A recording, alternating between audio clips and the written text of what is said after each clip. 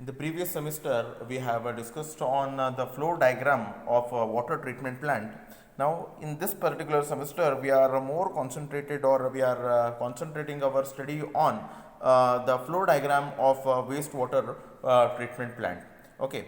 Now here again we are going to have some of the things which were there in your water treatment plant is so one or two to three things are common here in the wastewater treatment plant also, right? So we are going to discuss in detail regarding all these compartments in the further classes, but now we will see what these individual treatment units will perform, okay, how they are going to act in this particular class. But regarding this we are going to study in detail regarding screening. Again, screening we are going to take half of the class. Communitor we are going to take half of the class.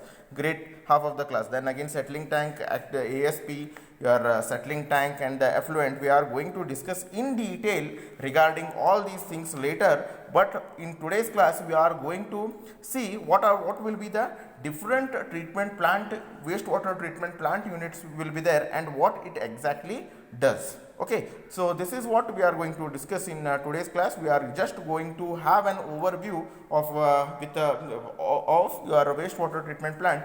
This question is going to be there in your normally it will be there in the examination. They will be asking you with the neat flow diagram, explain the wastewater treatment plant its working. Okay, so here you need to tell what these treatment units will do and how it is going to help in treating the wastewater. So this is what we are going to do in your wastewater treatment explanation of flow diagram flow diagram of a wastewater treatment plant. Okay, so we will see one by one how the wastewater treatment plant will be working. Okay, now your wastewater is going to come from either your houses or might be from the different commercial areas, right? It is going to have the wastewater, might be the wastewater will be coming from the septic tanks and all, right? So that we have to treat it normally.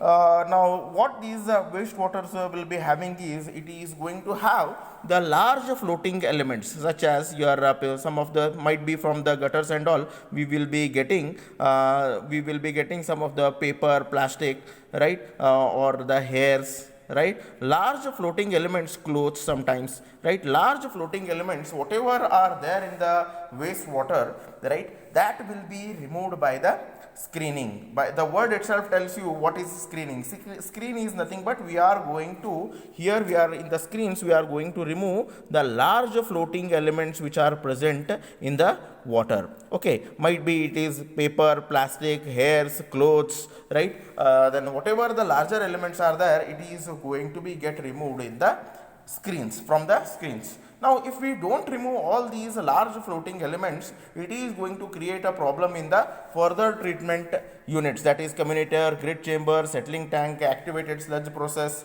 right, settling tank. Again it is going to create the problem in the further treatment process. So larger floating elements we needed to remove when the water has to be treated. So I think you know what our screens is. Again in screens, again different types are there that we are going to discuss in the later stage. It's a construction, how we are going to maintain it, right? But as of now you understand the screen is going to have the bars like this, right? It is going to have the bars like this, right? If you pass the water, the wastewater through it, whatever the larger floating elements are there, it is going to be, it is not pass, it doesn't passes through these bar screens. Okay, here basically we are going to use the bar screen in the your screens. Here we are going to have the three types of screen based upon size, that is coarse screen, medium screen and a fine screen. Again I will explain regarding all these coarse, fine and your medium screen in the further classes, but now what it is going to do is, the screens are going to remove the larger floating elements.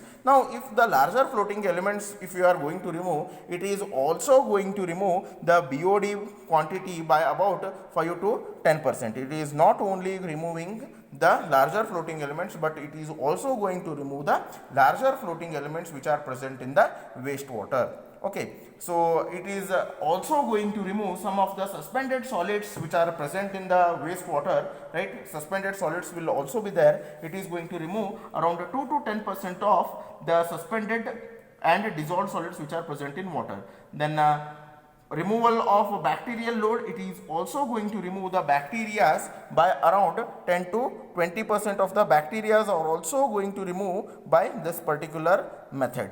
Okay, so this is how your screening is going to help in the removal of the larger floating elements, along with some percentage of the suspended and dissolved solids will also be get removed. Now we will see what is communitas is. Now whatever the after removing of the larger floating elements, there might be some of the particle that may pass. Even though we are going to remove the larger floating elements, there are the some of the small elements will be there which is going to pass through these particular screen. So now what communitas does is, communitor is having a small revolving drum. Okay, it is going to have the small revolving drum in it. It is going to have the blade. Okay, it is going to have the blades inside it. So the communitas is having the vertical revolving cylindrical drum which is of around 6 to 10 mm slot is there. So whatever the particle, if the particles larger than 6 mm, if 6 to 10 mm if it is passing through the screens, then it is going to pass through these communicators. It is going to have the revolving drum, right? It is going to have the revolving drum, and inside this drum there will be the blades. So whatever the elements are there which is in between the 6 to 10 mm, it has to pass through these drums, and now when passing, the blades will be there. It will be continuously revolving. It is going to chop down the particle which are more than 6 to 10 mm, and hence it is going to remove the particle larger than 6 mm. Okay.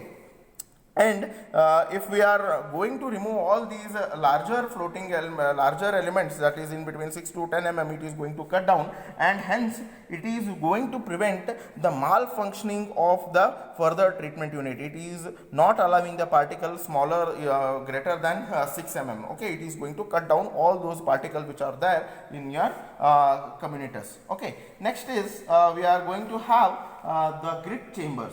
Okay, now the grit chamber, what is the work of the grit chamber is, it is going to remove the smaller particle like sand, gravel, silt, broken glass. Now after here larger particles will be get removed, and here it doesn't allow the particle which is greater than 6 mm, right? Even though if the some of the particles such as sand, silt, broken glass, small fragments of metal, if it is going to pass through the communicators also, what it will do is, the grit chamber is going to remove all these particular the smaller elements. Okay, if it is going to remove the particles of having the specific gravity in between 2.4 to 2.65. okay, it is going to remove the particles such as sand, silt, broken glass, eggshells, right? Eggshells and all, it is going to remove. Okay, now grit chamber, regarding grit chamber, it is going to, we are going to have the horizontal flow velocity in the grit chamber is, we are going to maintain is around 0.3 meter per second. Again, I am telling you, this grit chamber screens, again the lot of things has to be discussed now in the with the flow diagram. I cannot explain all these things in detail. In the further classes we will be discussing regarding screens, communicators, grit chamber, settling tank, ASP, right? All these things we are going to discuss in detail in the further classes, but not now. I will be just overviewing what is its work and how it is going to help in the treatment process. Okay, now BOD, it is going to be removed by the grit chamber is, it is going to remove the around larger, it is going to remove your heavy solids. It is going to remove by 10 to 20%. It is going to remove the BOD, it is going to remove 10 to 20%, right, which is already shown over here. It is also going to remove the main work of your grit chamber is, it is going to remove the suspended particles which are there in it. So it is going to remove around 20 to 40% of the total suspended and the dissolved particles which are there in the water, and it is also going to help in the bacterial removal, that is around 10 to 20%. 80% of the bacteria are also going to be get removed. Okay, now here the settling tank. Now what does is need about the settling tank? You already know about the settling tank. There is a type 1, 2, type 2, type 3, type 4, which you have already studied in your previous semester. Now settling tank, what it does is it allows the water to stand in a tank for certain amount of time.